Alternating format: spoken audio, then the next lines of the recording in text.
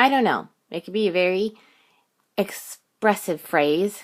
The fact is, we have to say it quite a lot because there's quite a few many things that we're going to still learn until the end of our days. And we should have a lot to say because there's obviously a lot we don't know, even about our faith. But sometimes I wonder if we say, sorry, I don't know, as often as we should. That is, are you and I okay with admitting when we don't have the answers? Or does our pride tempt us to preserve our dignity by coming up with something or anything instead of admitting we're stumped?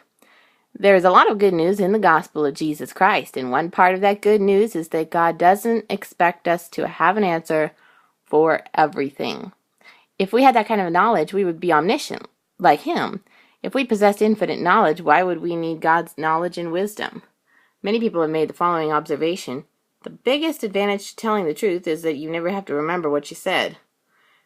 That is usually applied to not being tempted to lie, but it could apply to those moments when we're tempted to make up an answer.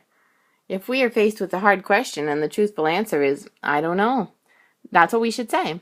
Anything else we might say becomes a falsehood, and that we have to remember. That's why there is great freedom in saying, I don't know. This article, written by Dr. David Jeremiah, explains that we are free of the burden of remembering a made-up response in case we are asked the same question again. Having said that, let me say this.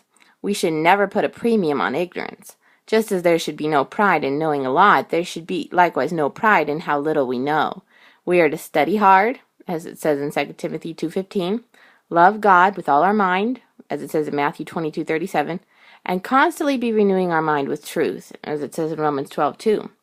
But the gospel truth is we walk by faith, not by sight, 2 Corinthians 5:7.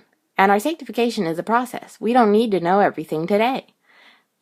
As we go forward in other articles here, I hope you'll learn to use this as well as I need to work on. And as I said, there's obviously a lot we don't know, even about our faith. And sometimes it's just best to be honest.